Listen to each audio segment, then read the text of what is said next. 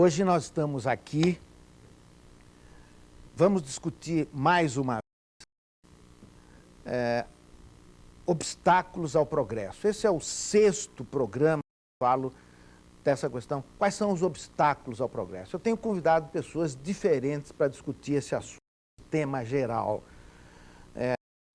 Que no último programa falei sobre as travessuras dos economistas, quando eu discuti com o professor Antônio Delfim Neto.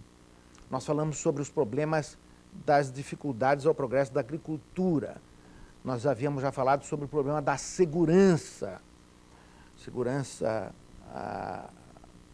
com relação ao indivíduo, com relação ao patrimônio do indivíduo. Nós havíamos falado sobre o problema do Estado de Direito. Nós havíamos falado sobre a doutrina da separação de poderes. Nós havíamos falado a não existência, no meu entendimento, de uma Constituição de verdade. O sistema tributário, ele é estapafúrdio, ele é desestimulante em relação ao progresso. Nós havíamos falado sobre a formação de capital para novos investimentos, porque sem novos investimentos e sem um aumento real dos investimentos, não há crescimento real da economia. E sem um crescimento real da economia, isto é, sem investimento real da economia, não há aumento de produtividade, portanto, não há possibilidade de aumento real dos salários. Então, há certas coisas que são fundamentais na vida econômica das nações que não podem ser ignoradas. As pessoas podem levar 10, 20, 30, 40, 50, 70 anos para aprender certas coisas, mas mais cedo ou mais tarde as pessoas aprendem isso. Agora, hoje nós vamos continuar discutindo o tema obstáculos ao progresso. E para isso, eu estou aqui com 3 convidados e queria apresentá-los logo de saída. O primeiro que eu vou apresentar é o deputado Michel Temer, que é deputado federal, aliás, candidato à reeleição, não é verdade, Temer? Você é candidato à reeleição?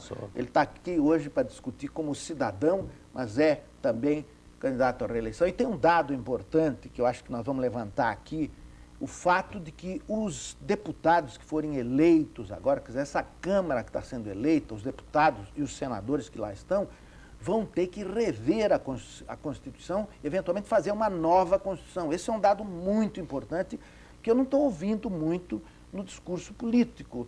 E daí eu chamo aqui o meu outro convidado, que é o Edevaldo Brito, Edevaldo Pereira de Brito, que veio da Bahia especialmente para este programa. Ele é jurista, é professor de Direito, foi já prefeito de Salvador, foi secretário da Justiça do Estado da Bahia, foi secretário interino da Educação e Cultura. Você já foi secretário de um bocado de coisa no Estado da Bahia.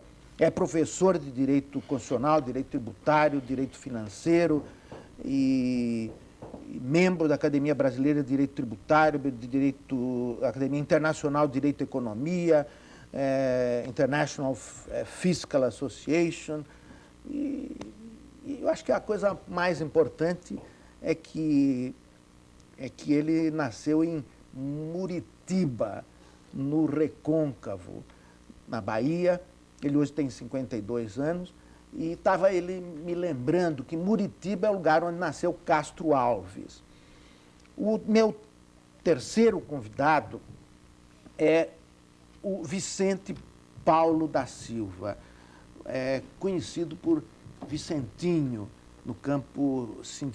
O Vicentinho, ele nasceu em Acari, no Rio Grande do Norte, e estava ele também me dizendo, estavam trocando notas aqui, ele está dizendo, pois é, a terra de um homem famoso aqui no Sul, mas é o Dom Eugênio Salles, que nasceu lá na sua terra, não é, Vicentinho?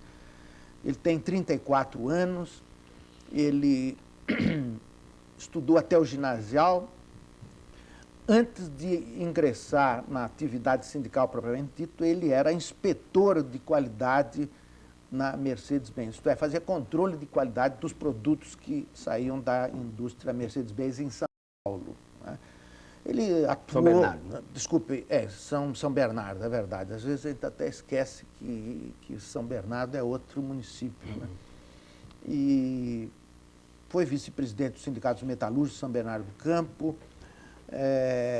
Ele foi segundo secretário do mesmo sindicato, presidente da CUT regional do ABC, de 83 a 85, é membro da direção nacional da CUT e é atual presidente dos Sindicatos Metalúrgicos de São Bernardo do Campo desde 87, tendo sido reeleito agora em 1990. Ainda no caso do Michel Temer, eu preciso lembrar que o Michel ele nasceu no interior de São Paulo, em Tietê. As pessoas de lá se pronunciam Tietê. E tem 49 anos, é formado em Direito na Faculdade de Direito da Universidade de São Paulo, em 63, é doutor em Direito Constitucional, ele foi professor e coordenador de curso de pós-graduação na Pontifícia Universidade Católica de São Paulo, diretor da Faculdade de Direito de Itu, não é? Grande cidade.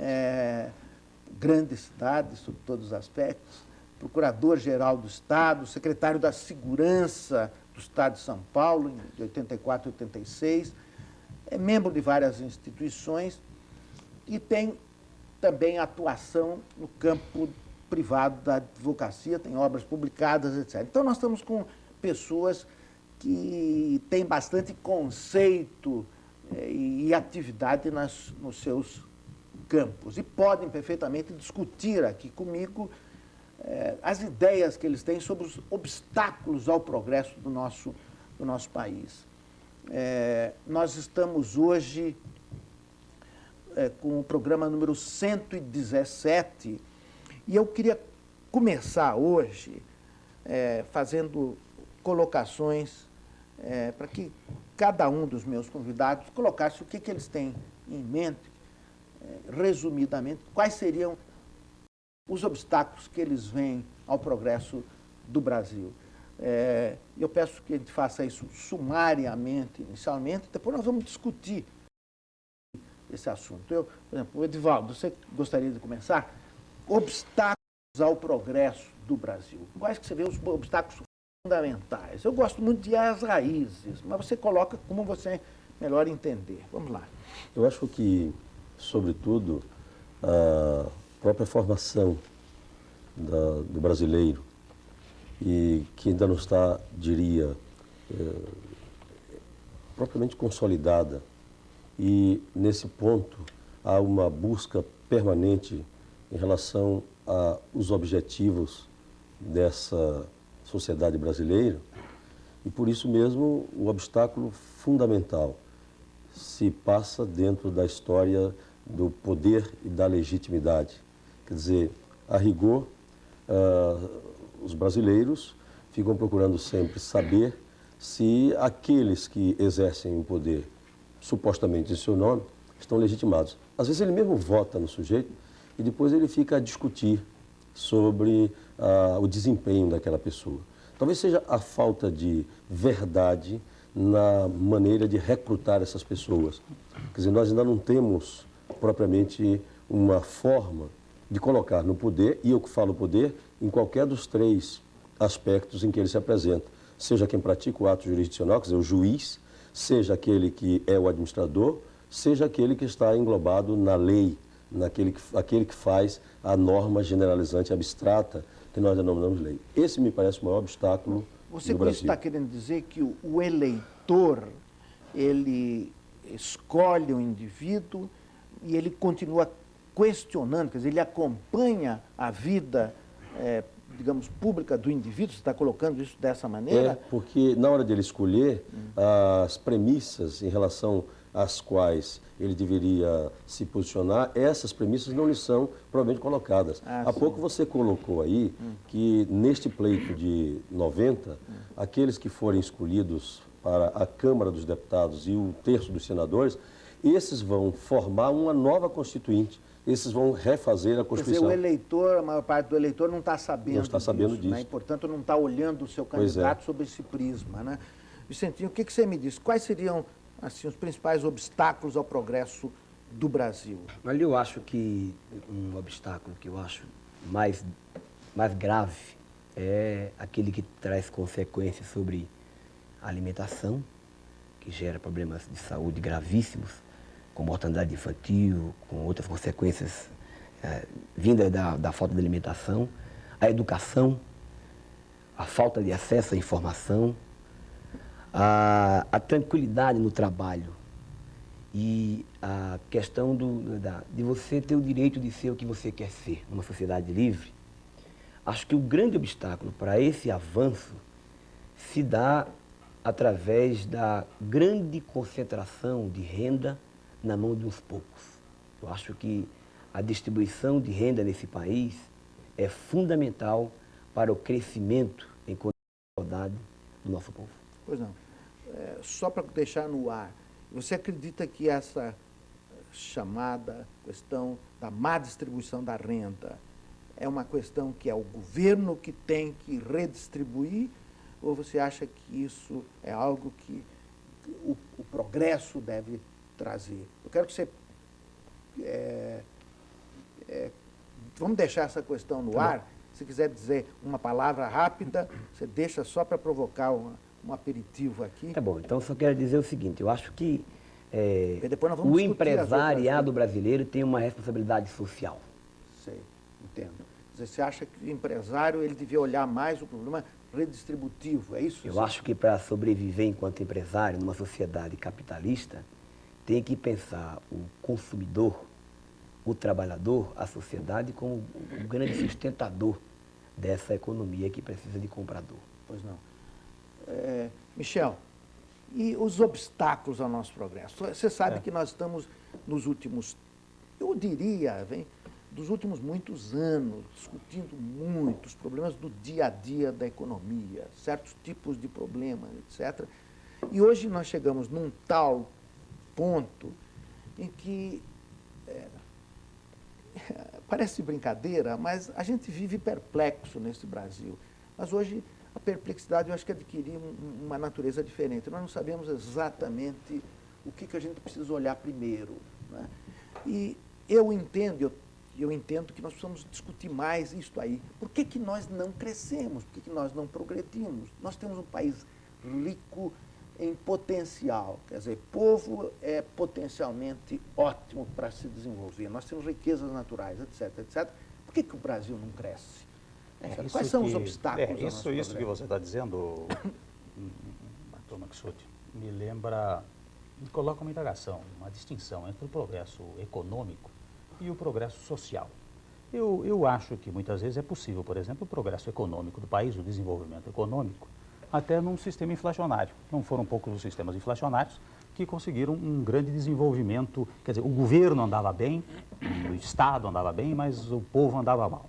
Eu penso que é importante discutir aqui é o problema dos obstáculos ao progresso social. Porque o Estado é uma sociedade composta de uma porção de sócios, esta é a verdade. Portanto, o tema fundamental me parece ser o progresso social. E para atingir o progresso social, eu penso que uma das primeiras metas é exatamente atingir a estabilidade institucional. Uma coisa que nós estamos tentando desde a Primeira República e até hoje não conseguimos. Quando eu falo em estabilidade institucional, eu estou falando, em primeiro lugar, digamos assim, da estabilidade das próprias instituições jurídicas. Nós temos períodos autoritários no país e períodos democráticos. E a cada mudança, a cada mutação do período autoritário e do período democrático, nós queremos uma nova Constituição, não é? Então, nós temos uma grande instabilidade institucional. Ela muitas vezes gera, penso eu, a questão que o Vicentinho aludia, da grande distância social relativa à redistribuição da renda. Não há dúvida que quando se fala em redistribuição de renda, isso está muito ligado à ideia de progresso social, porque incentiva não apenas o consumo, como a produção. Porque do instante em que o assalariado receba bons vencimentos, o assalariado em geral, o servidor público, o assalariado do setor privado, ele vai consumir mais. E ele consumirá mais se houver uma estabilidade econômica também no país, porque ele sabe que pode gastar hoje e o que ele ganhar amanhã, ele poderá gastar amanhã. Certo. Como nós vamos fazer um intervalo, eu vou deixar essa questão também aqui no ar. Você fala, o progresso econômico está por aí, parece que existe, mas o progresso social não. E você coloca o progresso econômico como se progresso econômico significa o progresso do Estado. Quer dizer, o Estado brasileiro, ou governo, ou uma coisa oficial, quer dizer, a massa, o macro, economicamente a oitava, a décima, não quanto potência. Mas e de alguns setores também da sociedade. Ou de alguns setores, muito bem. Mas você coloca a coisa como se o progresso econômico, tudo bem, tal, já está aí. Eu coloco que nós não progredimos economicamente. Esses obstáculos, eu falo obstáculos ao progresso econômico, que é daí que advém isso que se chama de o progresso social. Né? Mas eu faço um intervalo e nós voltamos então a discutir esses vários aspectos que nós falamos aqui num instante só.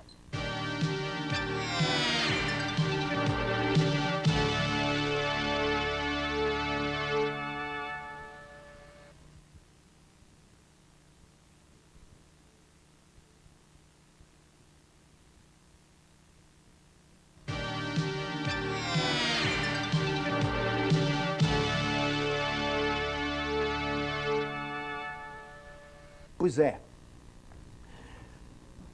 eu estou aqui discutindo, mais uma vez, obstáculos ao progresso do Brasil.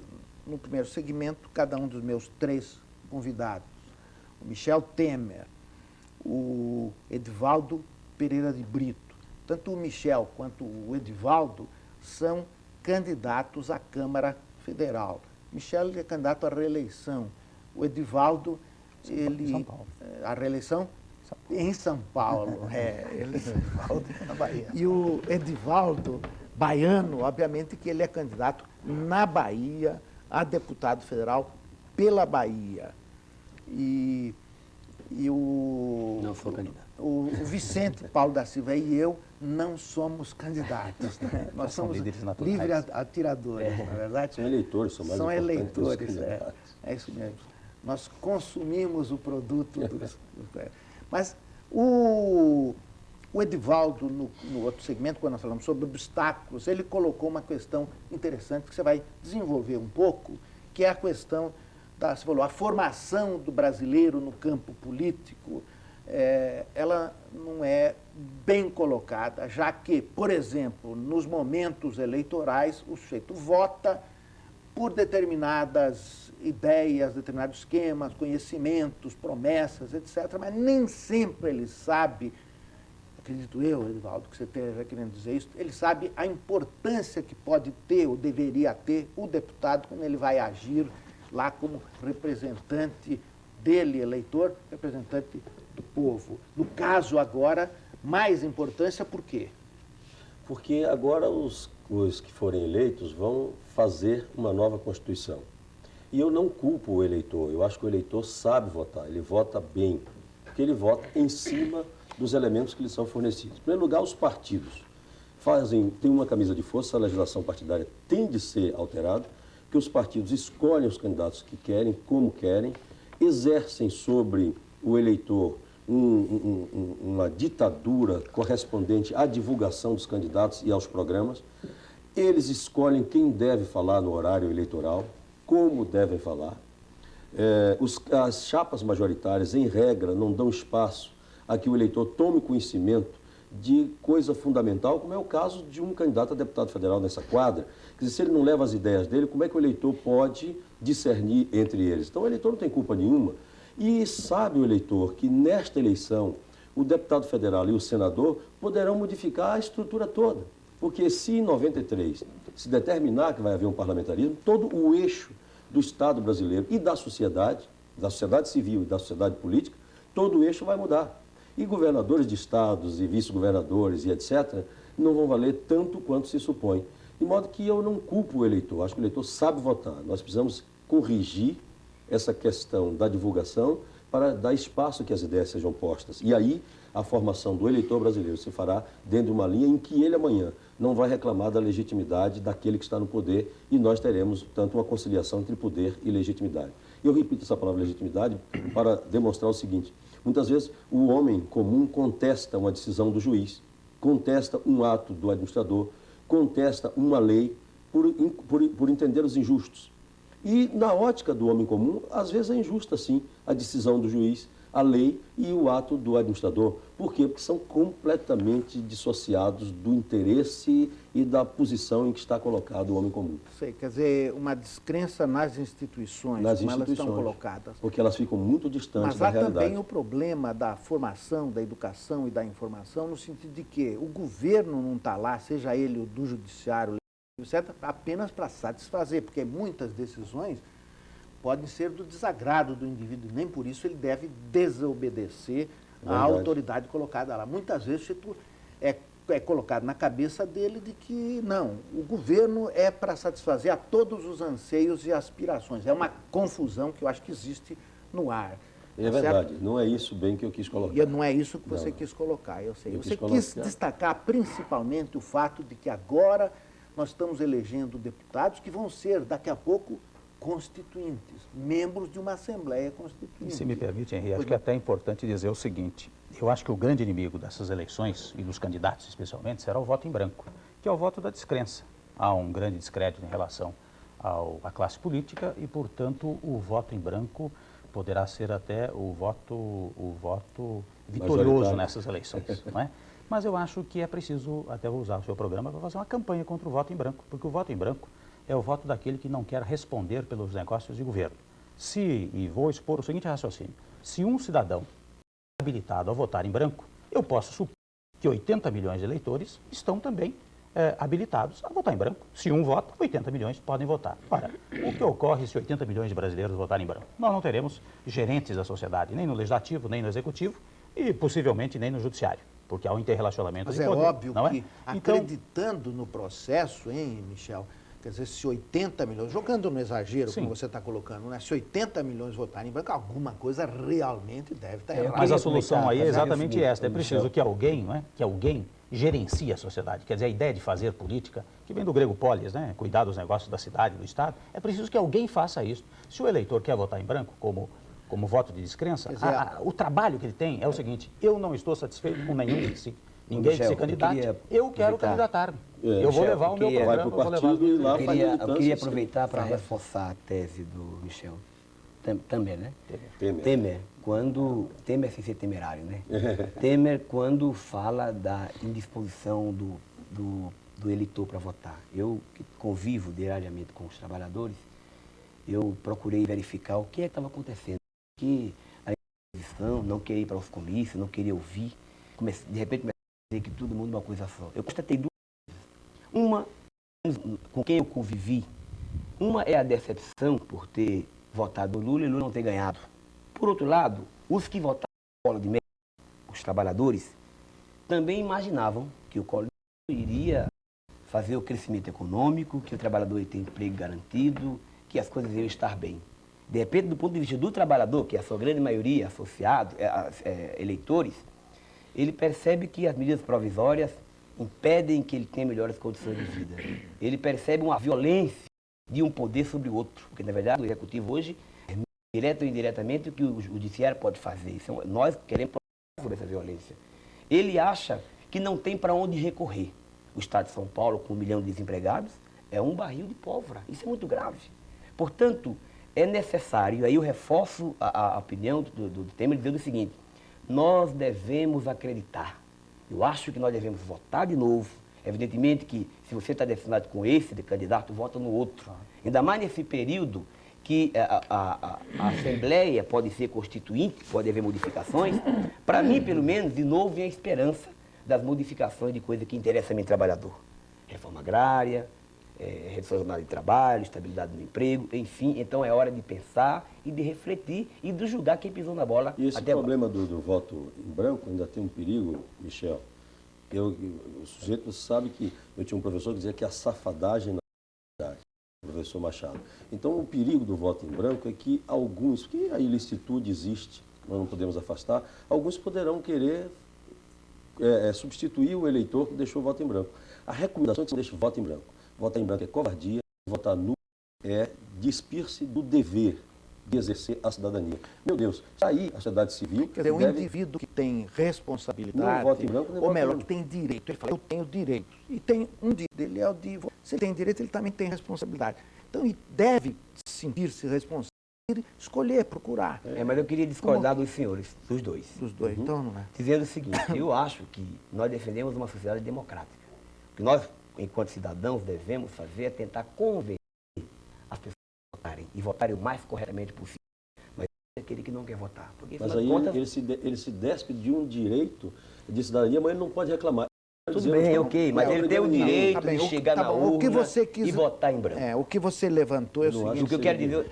Você está querendo dizer... Eu acho que ele tem direito de fazer isso, senão não haveria voto em branco. Não, claro, certo? Lógico, o indivíduo é que tem que decidir. Claro, o voto é secreto. O que nós temos é que convencer as pessoas a não se omitirem. Você acha que... Não se omitirem, tá bom, mas dar a sua opinião. Especialmente porque no Brasil hoje, o que é que existe hoje?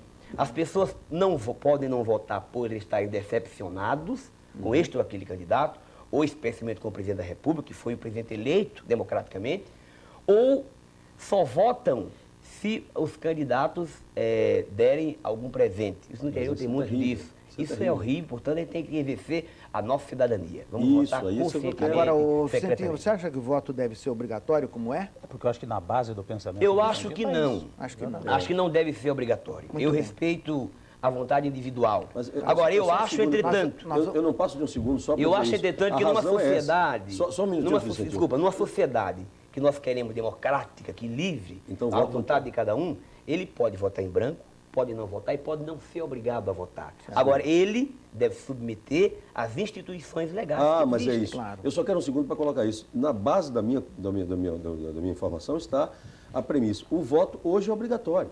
Então, quando ele não for obrigatório, eu concordo com o Vicentinho. Mas ele sendo obrigatório... Não, mas, de qualquer maneira, o indivíduo ele vai escolher ali, por isso que é secreto. Se ele decidir que ele não vai votar em ninguém, ele deve tomar... Gostaríamos que não fosse assim. sim. Eu acho muito ótimo, muito oportuno essa manifestação. Como eu tenho que fazer agora um intervalo, eu só vou colocar aqui um problema. Eu ouço falar, por exemplo, aqui você, Vicente, os trabalhadores têm esse problema, os assalariados têm esse problema, a população, etc. Inclusive, anteriormente você falou, todo indivíduo quer ter o direito de ser o que quer ser, né? E outras coisas, né?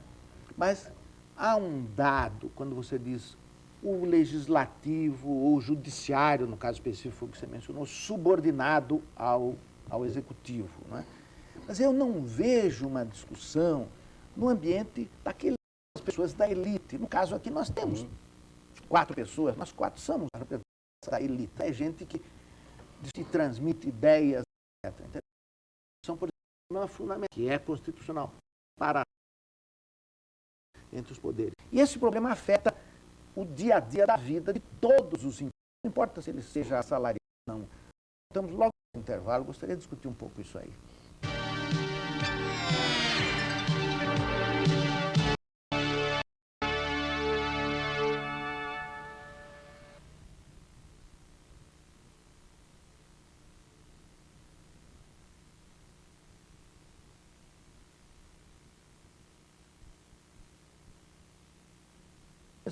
E o próprio executivo, nós vamos ter sempre esse problema. Quem tiver mais naquele momento, fala. Para o professor jurista aqui, então depois eu pergunto. Pode falar, fala rápido. Não, por que é que não é eleição para o Judiciário.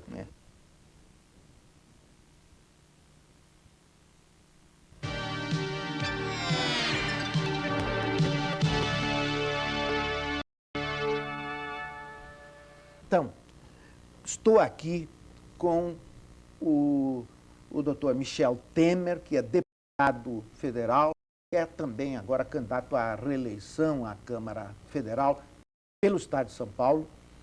O professor Edivaldo Pereira de Brito, baiano, portanto, candidato a deputado federal pelo Estado da Bahia.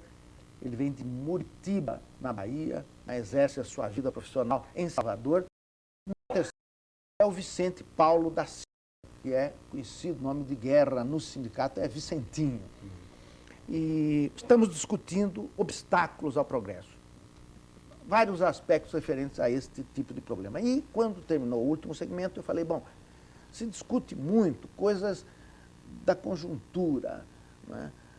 Determinadas questões que são assim muito diretas. Por exemplo, a interferência do executivo em cima do judiciário no julgamento discutir determinadas questões que, por exemplo, possam interessar aos sindicatos, aos trabalhadores, etc. Isso é um absurdo, não deveria existir. Aí eu disse, por que nós não discutimos mais para, vamos dizer, educar politicamente o eleitor problemas mais fundamentais, como, por exemplo, a separação dos poderes? Eu até quero dizer, Maxud, o seguinte, nós temos uma cultura política extremamente centralizadora. É tão centralizadora que quando você pergunta ao cidadão comum o que é o governo, quem é o governo, ele acha que sempre o prefeito municipal, o governador do estado, o presidente da República. Ele não tem a consciência de que o governo é fruto da atividade conjugada do Legislativo, do Executivo e do Judiciário. E no Brasil, especialmente, em face daquela afirmação que fiz inicialmente, nós passamos períodos autoritários e períodos democráticos, o que ocorre é que o presidencialismo passou a ser uma monarquia a prazo certo. Na verdade, são tais os poderes que se conferem ao presidente da República, especialmente agora, com as chamadas medidas provisórias. E veja, as medidas provisórias constituem cópia do sistema italiano. Só que no sistema italiano, a medida provisória é inserida num sistema parlamentarista. E lá ocorre o seguinte, a Constituição italiana, ao tratar das medidas provisórias, diz o seguinte, o governo, sob sua responsabilidade, poderá editar a medida provisória. Ora, o que é responsabilidade? É responsabilidade política. Então, se o primeiro-ministro edita uma medida provisória e o parlamento não aprova, ele corre de cair o gabinete. Caiu não o é? primeiro-ministro. Aqui não, nós demos um jeitinho desse dispositivo, lamentavelmente, porque eu sempre trabalho com medidas provisórias, tiramos este entre vírgulas sob sua responsabilidade. De modo que, diante desta realidade brasileira, eu acho que hoje a solução é interpenetrar ainda mais os poderes. E essa interpenetração se daria pelo parlamentarismo, por meio do sistema pelo qual uma parcela da atividade do Executivo se desloca para o Legislativo. Então você se opõe à separação dos... Se ela for absoluta, como é nos Estados Unidos, e conheço sua opinião, sei que não é bem sua opinião, mas acho que nos Estados Unidos ela é um pouco mais nítida. O Congresso lá realmente tem capacidade para dispor a respeito. Tá bom, porque há mais separação entre os poderes. Mas é isso que se pretende. Agora você quer o inverso. Você mas agora porque aqui, mas sabe o que acontece? Nós temos 100 anos de república ou mais? Não é. E não conseguimos, 100 anos desse tipo de regime. E não conseguimos sair Não, disso, é porque nunca, desculpe, Temer, é porque nunca tivemos uma Constituição de verdade. Mas quando saímos para uma Constituição aparentemente democrática, nós instituímos. Não é um problema de aparentemente democrática. Se nós não educamos, se nós não discutimos o tema separação de poderes, ele jamais é discutido. É colocado como coisa do passado, secundária. Então, se nós discutirmos, nós vamos entender melhor isso. Eu só sei dizer que é o seguinte, esses poderes que existem aí, nós fazemos parte dos trabalhadores também, evidentemente. E o poder, a justiça trabalhista é uma vergonha nesse país. Ela tem tido um comportamento que estimula o próprio desrespeito. Por isso ela estimula o desrespeito porque vamos pegar a história do nosso sindicato. Eu reconheço que nós, no aprendizado coletivo, pode errar em determinados momentos da história, mas não dá para esconder que o papel que nós tivemos ao longo dos últimos 12 anos foi fundamental para a democracia desse país. Entretanto, não recebemos nenhum estímulo da justiça até hoje. Eu queria aproveitar para perguntar o seguinte, por que se a eleição para prefeito, para deputado, não há para juízes, não há para advogados, e não se reestrutura toda essa justiça? Por isso, Vicente, nós estamos discutindo o problema da legitimidade do poder. Você lembra que há pouco eu falei isso? O que é legitimidade, o que é poder? O poder é a aptidão que tem pessoas, para resumir, a possibilidade tem pessoas de ditar o comportamento dos outros. Então, o juiz tem, o chefe do executivo tem e o legislativo tem. Ora, essa aptidão, quem dá? O povo. Você volta àquele sistema. Esse povo devia votar, tá certo? Devia votar. Devia votar para escolher os juízes também? Para escolher o juiz também, por que não? É bom lembrar, só uma coisa, Vicente, é bom lembrar que nos Estados Unidos, até a instituição do recall, quer dizer, aquela questão de o juiz perder o seu cargo, existe. É evidente que ele pode retornar se ele comprovar que na hora que ele perdeu, houve equívoco, ele se submete a nova eleição e retorna. Na verdade, o que nós gostaríamos de ter... Mas é só para concluir esse detalhe. Mas aí é que vem em cima da sua pergunta. Por que ele não é eleito e por que você está assacando contra a Justiça do Trabalho? É porque há essa questão, quer dizer, às vezes ela não está sintonizada com as aspirações que você tem esporadicamente. Eu queria só dizer o seguinte, na verdade, as consequências de tudo isso, volta a esse obstáculo do crescimento econômico. no fundo, eu defendo a tese que o Michel Temer acabou de falar ainda há pouco. Nós defendemos um sistema, dentro do capitalismo, que o trabalhador seja o grande consumidor. Não tem outro caminho. Para ele ganhar... Espera um pouquinho, o que quer dizer que o trabalhador seja o grande consumidor? Compra feijão, compra arroz, mas compra não é carro, assim? Não é. Infelizmente... Quer dizer, você quer dizer que ele ganha a pouco e não é bom hoje, consumidor, é isso que quer exatamente. dizer? Exatamente. A Volkswagen hoje... Mas agora, ganha pouco não é bom antes consumidor. eu queria esclarecer. Vamos esclarecer para que a discussão fique Claro, mais aberta. Né? Quando você fala o trabalhador tem que ser o grande consumidor. Quando você diz o trabalhador, o que você quer dizer por o trabalhador? Todo mundo que trabalha, o médico, o operário, Mas isso o você engenheiro. sabe que é 90 e não sei quantos de muito por cento da população é assalariada. Quer Então, dizer, isso todo mesmo. assalariado Claro. é trabalhador. É Pois isso que quer e dizer? todo assalariado não está comprando, infelizmente. Pois é. E eu estou Mas aqui, esse veja é um- bem, eu esse- estou dizendo isso porque eu sei que neste momento quem está me ouvindo, quem sabe seja muitos empresários. Empresário que deve se preocupar enquanto cidadão que deveria investir a médio ou a curto prazo nesse tipo que eu estou muito mais preocupado é com a condição e bem-estar. Se o trabalhador pode comprar uma geladeira, pode comprar um fogão, pode comprar uma casa boa, para mim está uma maravilha. Vicente, Agora, em deixa eu contrapartida, perguntar isso é uma coisa. bom para quem produz. Vicentinho, do que deixa eu vende perguntar também. uma coisa, mas ele vai se tornar mais consumidor através de uma ação do Estado? Quer dizer, o Estado deve Não, não tô- interferir na vida eu não dele? estou me referindo ao Você Estado, quer eu estou me ma- referindo... Deixa eu então fazer uma pergunta para você. Você quer mais leis salariais? Não, eu quero muito pelo contrário. Você quer que acabem com as leis salariais ou você Não, quer um controle eu quero- do preço do salário? Você eu- quer não, liberdade eu quero. para as Primeiro, pessoas primeiro eu escolherem? quero uma sociedade... Não, primeiro onde... me fala sobre Sim, isso. mas eu quero responder primeiro a outra coisa, senão não respondo a segunda Então pergunta. vamos lá. Primeiro, eu quero uma sociedade onde os poderes constituintes sejam poderes transparentes e independentes. Dependendo. Muito bem. Separação Que do poder. facilite Pois não. o caminhar da sociedade Perfeito. com os conflitos internos que existem. Legitimado E que pela sempre sociedade. vão existir. Portanto, eu defendo que haja o mínimo de leis que atrele, por exemplo, o relacionamento entre capital e trabalho. Deve haver garantias sindicais, deve haver um contrato coletivo. Quer dizer, afetado mais de ação todos. entre os Mas eu acho- indivíduos, você concorda com Sim, isso? claro, eu defendo isso. Mas defendo de forma aonde nós, quando se fala em negociação livre, que ela seja efetivamente livre. Livre de verdade. Porque não é. Mas uma Tá livre certo? tem duas Ela mãos, não é né? como o governo agora. Como o governo, claro, eu sei que tem esses dois lados. E nós temos que ser responsáveis por essa liberdade. Claro. Mas o governo... É uma via de duas mãos. Perfeito, não é? mas se for realmente livre, sem essa estrutura parasitária jurídica, sem essa força do Estado que está aí muito mais opinando e optando em defesa do capital, em detrimento do trabalho, se for realmente livre, nós vamos respirar muito mais tranquilamente. Vicente, deixa eu falar uma coisa. Não vai pensar que eu estou querendo colocar palavras na sua Não, boca. não coloca não. Mas vou dizer uma coisa para você.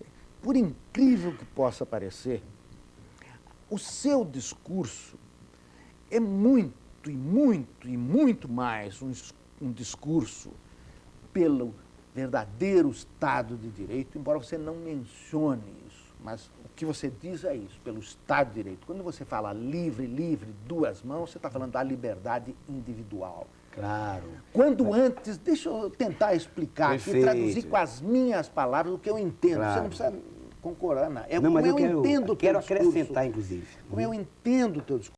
Você diz uma coisa assim, você disse anteriormente, o indivíduo, você fala o trabalhador, eu prefiro dizer o indivíduo, todo indivíduo, todo e qualquer indivíduo, ele tem o direito de ser o que quer ser, Perfeito. desde que ele não meta a mão no que é do outro. Oh, falou Tá muito certo? bem. Então eu Muito queria bem. aproveitar Aí para dizer... isso chama, Vicentinho, É. o Estado de Direito. Agora, Perfeito. agora só uma explicaçãozinha da coisa para quem tem estudado mais e para quem não ouve esse discurso, que eu estou achando até bonito, porque o teu discurso é sobre a ordem de mercado. coerente com nossa prática no E é mais coerente que o discurso de muita gente que se diz capitalista, isto ou aquilo. Pode acreditar, Ok. entende?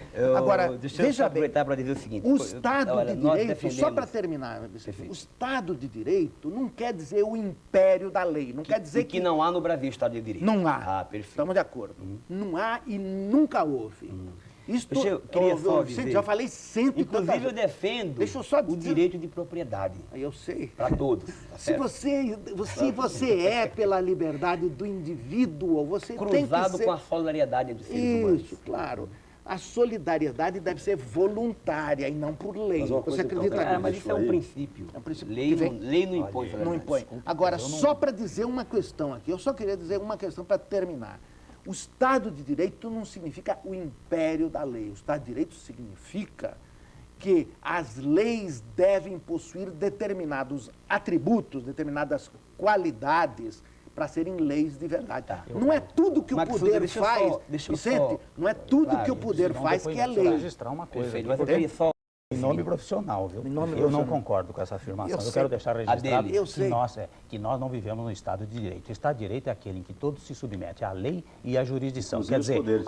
a uma ordem geral e a uma jurisdição imparcial. Isto é tranquilo, quer dizer, eu não quero Então, deixar acho que no registrado Brasil há um Estado de dizer Direito. alguém me Não, dizer, mas olha, você não, participou de um programa Ele está dizendo em que que não há no Estado de Direito. Brasil existe o Estado de Direito. Eu digo que, vamos dizer o seguinte, para Eu só facilitar. quero registrar isso É para não cap- cobrarem no futuro. Não, é Você participou de um capenga. debate, disseram Não, isso, você não disse tá bom. nada. Não, mas acho que é bom acrescentar o seguinte, capenga o pra- Estado de pra Direito nós. no Brasil. Mas é outra coisa que Olha o Vicentinho deixa está eu dizendo, colocar, não é eu exatamente. tô O Vicentinho está dizendo Você o seguinte, sabe, não há uma Temer, que transparência na na época atividade do nazismo, institucional. É a questão, É portanto, Não, do não, poder e não. legitimidade. Eu não estou conseguindo entender. Deixa eu tentar não clarear a minha posição para que não haja dúvida sobre o que eu estou falando. Para mim está Eu claro. quero dizer o seguinte, eu defendo uma sociedade onde esteja assegurado alguns princípios. O da solidariedade. O direito à propriedade para todos, porque uns e outros não. A mortandade infantil se acabe. A fome se acabe. Que haja condições de igualdade para todo mundo. Portanto, essa condição não existe hoje no país. Entendendo dessa forma, é que eu digo que o direito que eu penso, ele não existe. Nós não podemos ter no país hoje conceito de Estado de 18 maiores pessoas, 18 maiores proprietários, com 24 milhões de hectares de terra. Uma loucura. Aonde nós temos aqui em São Paulo, nas nossa grandes luta cidades, foi pela muita expressão gente que da expressão. pulso do interior para vir para cá. Então, isso não é Estado de Direito. Sim. O direito que eu me refiro não é o direito que está lá escrito, mas o direito real do ser Assim, humano. mas então você não está usando a expressão Estado de Direito no sentido científico. Se o nome disso, eu não sei qual é o nome que se você dá. usa no Gente, sentido eu absurdo, entre preciso outros. Ah, bom, fazer- então é ele que está entrando no outro sentido. Não. Eu vou ter que fazer um intervalo. Pois Nós não. vamos logo continuar a falar, porque já passamos bastante desse segmento. Num instante só.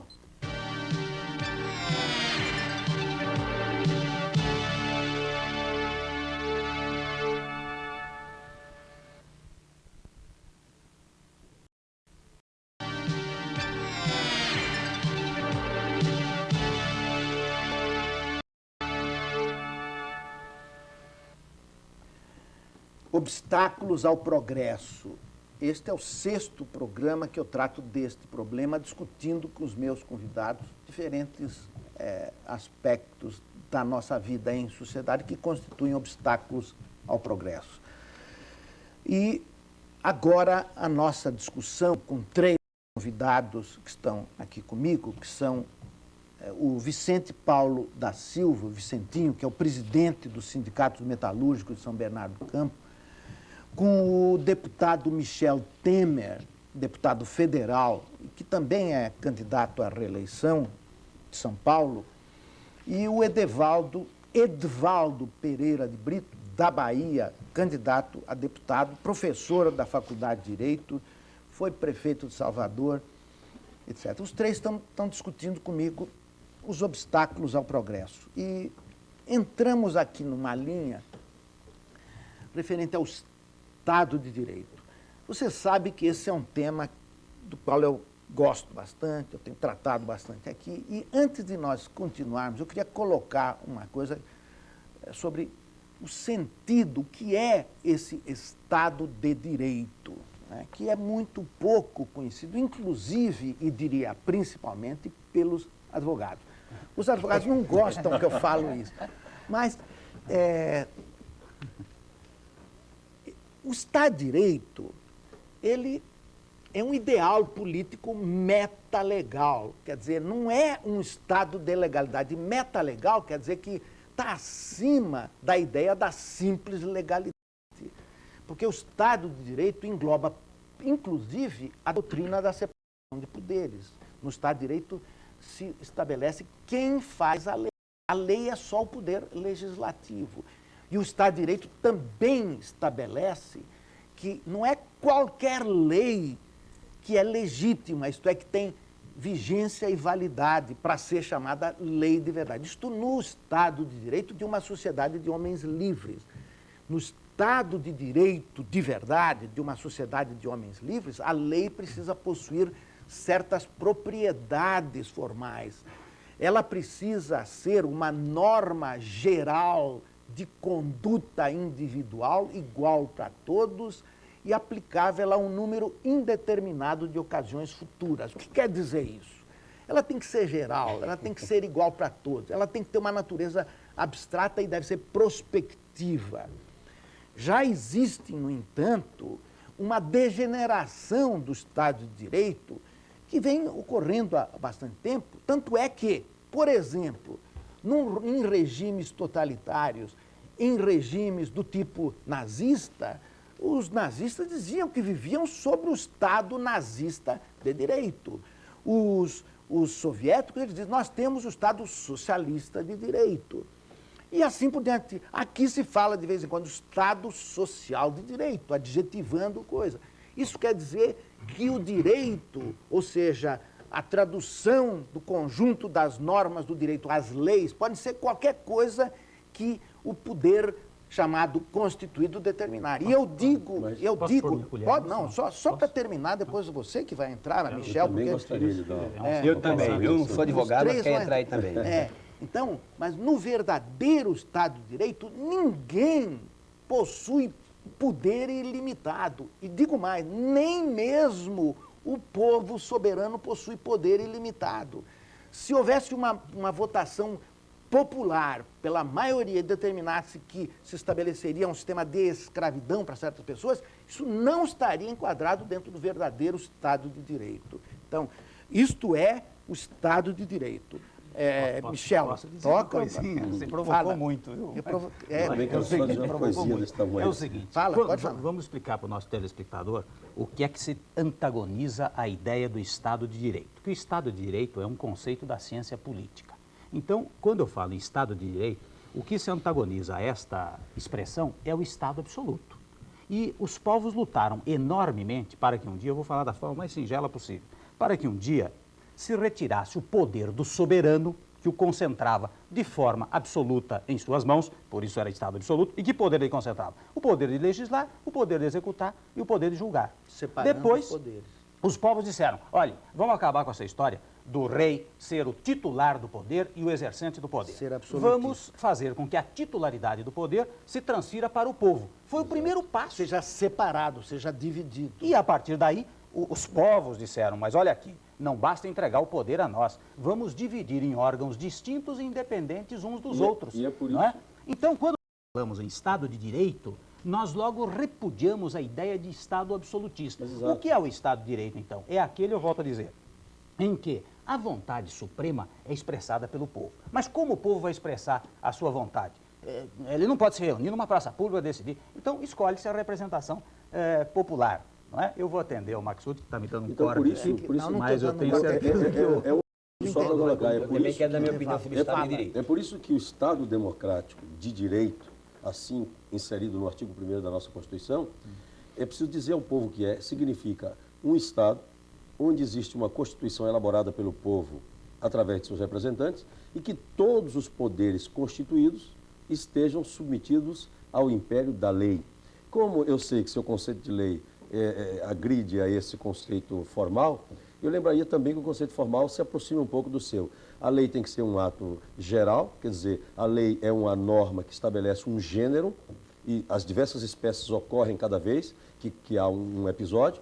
Ela é abstrata, exatamente porque ela não foi feita para... prospectiva. Ela é, portanto, compulsória por causa dessa situação.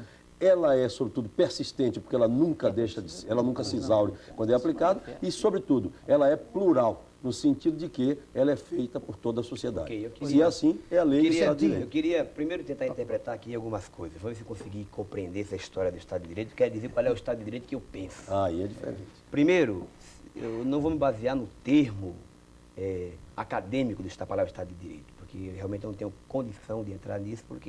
Mas segundo, eu quero dizer o seguinte. O Estado de Direito que eu defendo é uma estação no momento da vida de um país.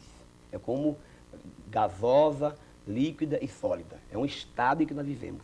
O Estado de Direito que eu defendo é o Estado de Direito à casa, o Estado de Direito à alimentação, direito à educação, à manifestação política, religiosa, ao lazer, Estado de Direito a viver bem, a ser feliz, feliz coletivamente. Entendi. Esse é o Estado de Direito que eu defendo. Sim. Isso pressupõe que quem acumula muito em detrimento de quem tem, porque se for para todo mundo ficar rico, ótimo. Mas um acumular tirando do outro, não é mais Estado de Direito. Aí já está errado. Mas não é esse o conceito. Ok, mas é isso o Estado de Direito que eu defendo. Tá bom, Isso que você defende.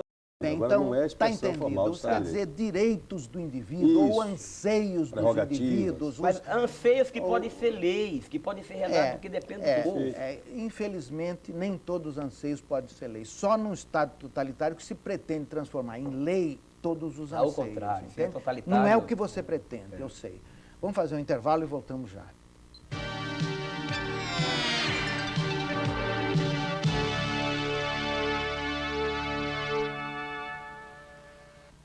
É curtinho.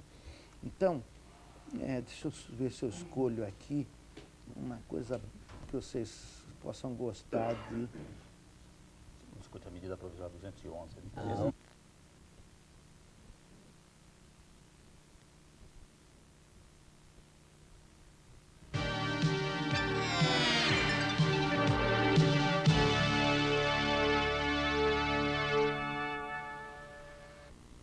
Eu estou aqui com 3 convidados. O Vicente Paulo da Silva, Vicentinho, do Sindicato Metalúrgico de São Bernardo do Campo.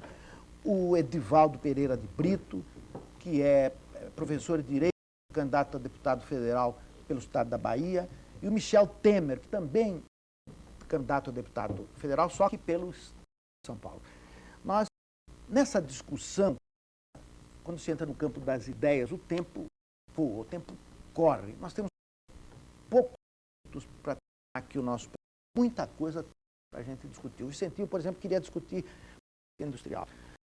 Ele queria discutir aspectos. Eu, por exemplo, queria e que eu vira eles, principalmente o presidente do sobre a privatização da Previdência Social, que no meu entender é uma das coisas mais importantes para benefício dos assalariados.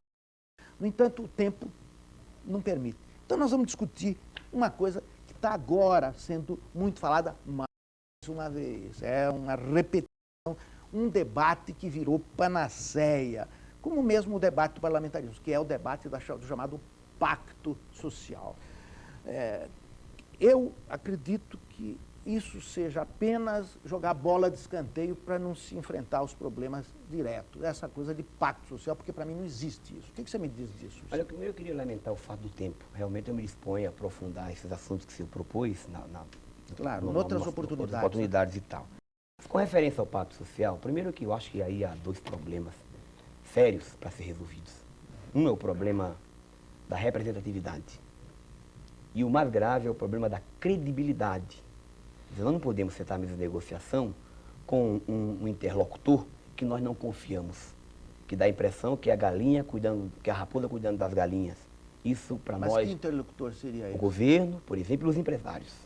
Então você vai sentar com quem? Nós não sentamos. Eu estou falando, há uma Quer dificuldade. dizer, a ideia do pacto social, se você acha que existe? É necessário haver um processo transparente de evolução entre as instituições, e especialmente com relação ao Estado, Mas patrão e isso trabalhadores. deve ser permanente, não é? E isso, claro, mas até agora não houve avanço. E eu poderia aqui colocar um monte de retrocesso, especialmente na nossa última greve.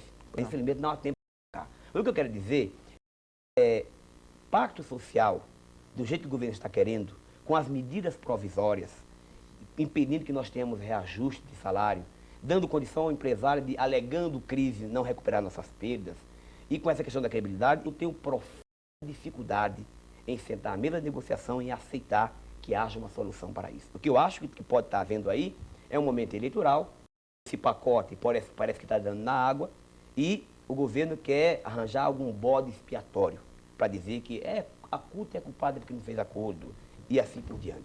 Tem que ter coisa concreta, e os empresários, quanto o governo, precisam ter gestos que impliquem, no mínimo, sentar para aceitar e conversar. Muito É bem. por essa razão que eu, desde o começo, coloquei como maior obstáculo para o progresso brasileiro a questão institucional, passando essa questão pelo chamado binômio poder e legitimidade. Toda vez que o poder se manifesta, ele é contestado porque a quem ele se dirige ou para quem ele é voltado diz que ele não é legítimo. Então, nós chegamos à conclusão que o maior obstáculo da sociedade brasileira é que o povo brasileiro está ainda em formação.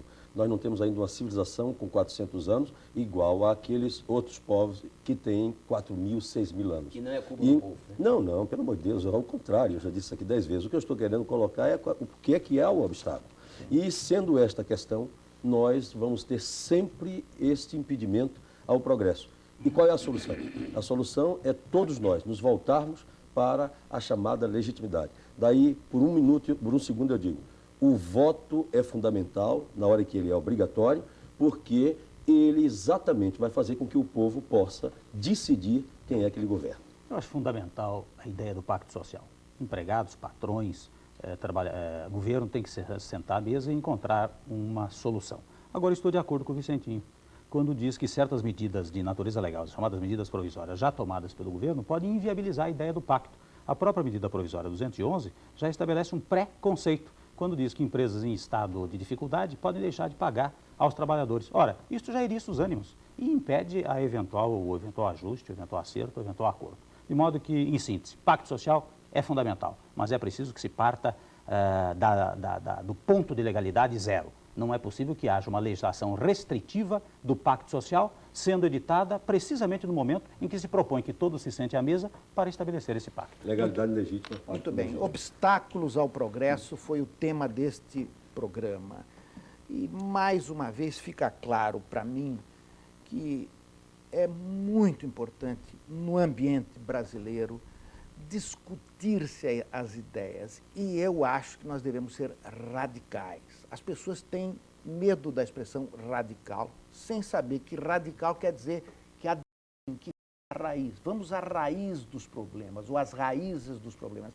Eu acho que nós precisamos discutir mais com abertura, com transparência, como foi dito aqui, os problemas fundamentais. Vamos à raiz dos problemas, discuti-los sem temor de que a pessoa pode não estar entendendo. Ela vai entender. A pessoa que usa o sapato sabe onde o sapato aperta. Então, nós precisamos discutir mais os problemas fundamentais, não ficarmos só na rama. Para terminar o programa, eu quero agradecer a presença do Michel Temer, deputado federal, que também agora é candidato à reeleição, do Edevaldo Pereira de Brito, pela Bahia, o Michel aqui de São Paulo, o Edivaldo veio da Bahia, me dá satisfação, e o Vicente Paulo da Silva, que é o presidente do Sindicato dos Metalúrgicos de São Bernardo do Campo. Aos três eu agradeço muito por terem dado esse tempo para essa nossa discussão. Obviamente nós somos... De qualquer maneira, ficaram talvez algumas luzes aí para as pessoas pensarem. Muito obrigado a vocês três pela presença.